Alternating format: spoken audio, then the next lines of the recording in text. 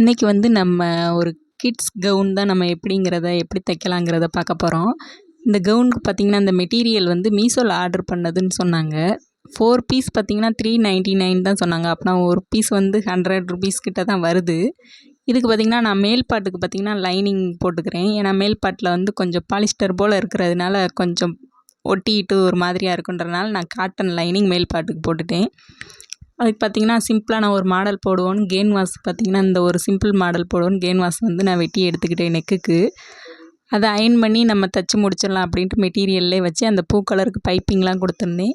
பின் சைடுக்கு நம்ம குட்டி பிள்ளைன்றனால கலட்டுறதுக்கு ஈஸியாக இருக்கும் அப்படிங்கிறதுனால நான் ஜிப்பு வச்சுட்டேன். ஜிப்பு வச்சு தைச்சி முடிச்சிட்டேன்.